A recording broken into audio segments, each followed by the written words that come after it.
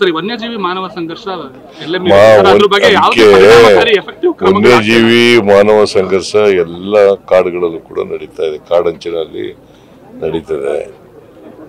ಕಾರಣ ಯಾಕಪ್ಪ ಅಂತಂದ್ರೆ ಪ್ರಾಣಿಗಳು ಕಾಡಿನಿಂದ ಹೊರಗಡೆ ಬಂದ್ಬಿಡ್ತವೆ. ಆನೆಗಳು, ಚಿರತೆಗಳು, ಹುಲಿಗಳು ಇವೆಲ್ಲ ಬಂದ್ಬಿಡ್ತವೆ. ಒಂದು ಪ್ರಾಣಿಗಳು ಜಾಸ್ತಿ ಆಗಿರೋದು ಕರ್ನಾಟಕದಲ್ಲಿ, ಆನೆಗಳು, ಹುಲಿಗಳು, ಚಿರತೆಗಳು. ಕೇಳಿಸ್ತಾ ಇಲ್ವೇ ನಮ್ಮ? ಆನೆಗಳು, ಚಿರತೆಗಳು ಕರ್ನಾಟಕದಲ್ಲಿ ಜಾಸ್ತಿ ಆಗ್ತಾ ಇದ್ದಾವೆ. ಒಂದು. ಎರಡನೇದು, ಅವು ಆಹಾರಕ್ಕೋಸ್ಕರ, ನೀರಿಗೋಸ್ಕರ ಹೊರಗಡೆ ಬಂದ್ಬಿಡ್ತವೆ ಕಾಡಿನಿಂದ. ಸೊ ಹಾಗಾಗಿ ನಾವು ಈಗ ಬ್ಯಾರಿಕೇಡ್ ನಿರ್ಮಾಣ ಮಾಡ್ತಕ್ಕಂಥ ಕೆಲಸವನ್ನು ಮಾಡ್ತಾ ಇದ್ದೀವಿ. ಅವು ಪ್ರಾಣಿಗಳು ಹೊರಗಡೆ ಬರದ ರೀತಿ ನೋಡ್ಕೊಳ್ತಕ್ಕಂಥ ಎಲ್ಲ ಪ್ರಯತ್ನಗಳನ್ನು ಮಾಡ್ತೀವಿ.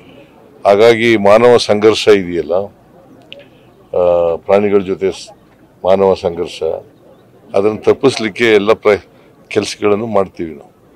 ಸರ್, ನಾಳೆ ಸೆಂಟ್ರಲ್ ಬಜೆಟ್ ಮಂಡನೆ ಆಗ್ತಿದೆ. ಬಟ್ ನೀವು ಈಗಾಗಲೇ ಹೇಳಿದ್ರೆ ನಮ್ದೇನೋ ನಿರೀಕ್ಷೆಯನ್ನ ಮಾಡ್ಲಿಕ್ಕೆ ಆಗಲ್ಲ ಅಂತ ಹೇಳಿ. ಬಟ್ ರಾಜ್ಯಕ್ಕೆ ಪ್ರಮಾಣದಲ್ಲಿ ತೆರಿಗೆ ಬರಬೇಕಾಗಿದೆ. ಮತ್ತೊಂದ್ ಕಡೆ ನಾವೆಲ್ಲ ಕೇಳಿದೀವಪ್ಪ, ಎಲ್ಲ ಕೇಳಿದೀವಿ.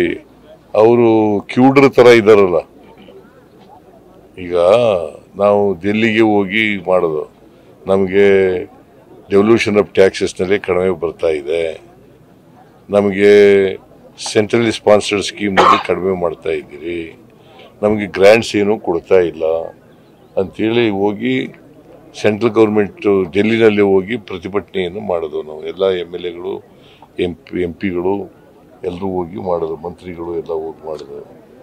ಆಮೇಲೆ ಕಳೆದ ವರ್ಷ 23-24ರಲ್ಲಿ 23-24 ಬಜೆಟ್ನಲ್ಲಿ ಅವರು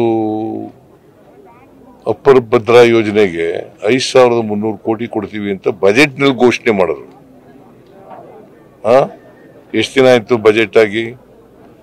ಇವತ್ತಿನವರೆಗೂ ಒಂದು ಪೈಸಾ ಕೊಟ್ಟಿದ್ದಾರ? ಅದಕ್ಕೆ ಹೇಳಿದೆ ನಾನು, ಈ ಸರ್ಕಾರದಿಂದ ನಿರೀಕ್ಷೆ ಮಾಡ್ತೀವಿ, ಬಟ್ ನಿರೀಕ್ಷೆ ಖುಷಿ ಆಗ್ತವೆ ಅಂತ ಹೇಳಿದೆ. ನಿರೀಕ್ಷೆ ಮಾಡೋದೇ ಇಲ್ಲ ಅಂತಲ್ಲ, ಯಾಕಂತಂದ್ರೆ we are in a federal structure ಅಲ್ವಾ, ಒಕ್ಕೂಟದ ವ್ಯವಸ್ಥೆನಲ್ಲಿದ್ದೀವಿ. ಒಕ್ಕೂಟದ ವ್ಯವಸ್ಥೆನಲ್ಲಿರುವಾಗ ಕೇಂದ್ರ ಸರ್ಕಾರಕ್ಕೆ ತೆರಿಗೆ ಕೊಡ್ತೀವಿ. ನಮ್ಮ ತೆರಿಗೆ ವಸೂಲು ತಗೊಳ್ಳಿಕ್ಕೋಸ್ಕರವಾಗಿ ನಮಗೆ ನ್ಯಾಯಯುತವಾಗಿ ಬರಬೇಕಾದಂಥ ತೆರಿಗೆ ಇದೆಯಲ್ಲ, ನಮ್ಮ ಪಾಲು, ಅದನ್ನು ಪಡ್ಕೊಳ್ಳಿಕ್ಕೆ ನಿರಂತರವಾದಂಥ ಪ್ರಯತ್ನಗಳನ್ನು ಮಾಡ್ತೀವಿ. Okay, thank you.